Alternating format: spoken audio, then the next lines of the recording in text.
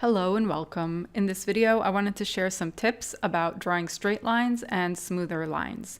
Tip number one is related to using tools that you're comfortable with. So there are many mark making tools. There are markers, fine liner pens, technical pens, fountain pens, dip pens, and so on. Use the tool that you feel most comfortable with in terms of how it intuitively feels to you in the hand. So when you're trying to get better, I'd recommend sticking to a tool that you feel that will help take you to the next level rather than struggling with a tool that's harder for you to control. For me, a rollerball pen is a little bit too smooth, and I need a pen that has more resistance when it glides on the paper, like a fine liner pen or a technical pen. But for you, it could be the opposite. So experiment with the tools that you have and see what you feel most intuitively comfortable with to practice with.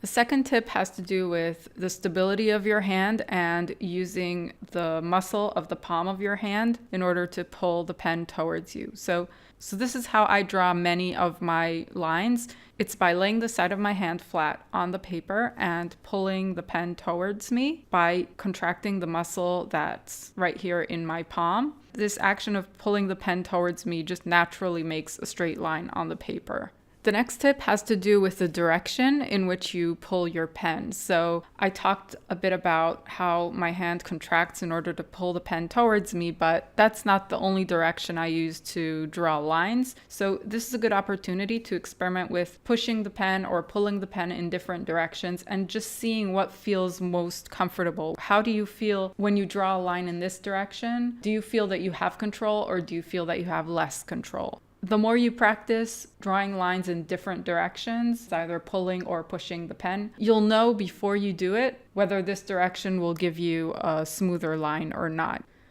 My next tip is about short versus long lines. So for a short line, I usually use the muscle in the palm of my hand to draw the shorter lines. But to make longer lines, it's more of an arm movement. So I'm more or less keeping my hand in place, just stabilizing the pen. And then I pull my arm in a smooth movement to get that longer line. So experiment with shorter lines and with longer lines, and take note of how you use your arm versus your hand to make these different lines. My next tip has to do with turning the paper around. So there's no rule that says that you're not allowed to turn the paper around as you're drawing or doodling. When I doodle and keep the paper oriented just in one direction, it's very hard for me to draw all the lines of the doodle. I like to turn the paper around quite a lot when I doodle because I can tell that I want to draw a line in a certain direction, and I know it'll be easier for me if the paper were turned around. Feel free to turn the paper in the way that is easiest for you to draw that line. So this ties together with the direction in which you're most comfortable pulling the pen. It doesn't mean that there's only one direction that works for you. There will probably be various directions that you'll feel comfortable pulling your pen in those directions. My next tip has to do with obscuring your mistakes. So for me, I draw many lines in my doodles, and it's virtually impossible for me to never draw a crooked line. It's impossible for me not to make a mistake. So what I do is I flow with the mistake, since my doodles are very arbitrary and random looking. So I just cover up the mistake using a different design. The ability to cover up my mistakes gives me the confidence to keep drawing, because if every line had to be perfect, I probably would not be able to doodle a whole doodle without getting completely stressed out. So having techniques and ways of obscuring your mistakes is a wonderful way to keep practicing, keep going, and to feel confident with what you're doing.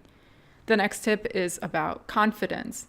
If you're feeling very tense and if you're afraid of making mistakes, that kind of tension is bad for your art. It's not good for making a straight line, making a confident line. It also hinders you from practicing. Confidence comes together with practice. Practice creates confidence, and also confidence encourages you to practice because you're not so afraid to put a mark on the paper. I've heard some people say that they can't take a pen to paper because it can't be erased. And that kind of makes me sad, because I wish they wouldn't have to fear to pick up a pen and just draw whatever. And that's what I love about doodling. There's just so much freedom inside of it. Anyone can do it. You don't have to learn for many years before you're skilled skilled at it, all those lines and all of those doodles add up and allow your hand to get more confident and to be better at drawing straight lines or smoother lines. So if you ever think that you're not good enough or your lines aren't straight enough or you don't have enough control of your tools, don't believe those thoughts. Just overcome the fear and keep going. If you will persist, results will come. The only way to fail at drawing straighter lines or smoother lines is by not drawing and by giving up.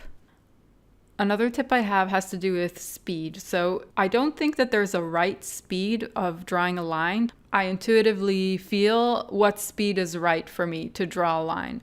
Sometimes if people see me draw very fast, they say, wow, you draw very fast. But actually, I'm drawing fast because this is what allows me at that moment to draw the lines more consistently or straighter.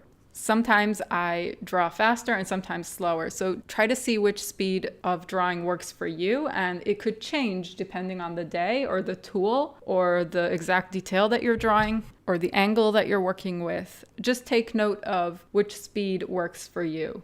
For example, when I draw a smooth curvy line, I move in one stroke that's not very slow in order for the line to be smooth. But then when I want to draw a line that's next to it, I need to go more slowly in order for that other line to be next to the first line. And my final tip is to remember that our eyes and our brains play tricks on us. If you look at the lines I draw and you think that they're straight or smooth, it's probably an illusion. It's probably just, they're straight enough or they're smooth enough to look smooth. If I wanted to draw a perfectly straight line, I'd use a ruler or I'd have a straight line printed out of a computer, but that's just not my purpose. My purpose is to enjoy what I'm doing and to make something by hand. And inevitably, handmade things are imperfect, and that's part of their beauty. So learn to embrace your wonky lines and your imperfect lines and keep practicing, keep going. If you want to draw straighter lines, those things will come with practice. So I hope these tips were helpful for you. If so, let me know in the comment and leave a thumbs up for this video. If you have any questions regarding drawing straight lines or any other questions that you'd like me to address in a different video, let me know in the comments. So be sure to subscribe if you haven't done so, and I will see you guys next time.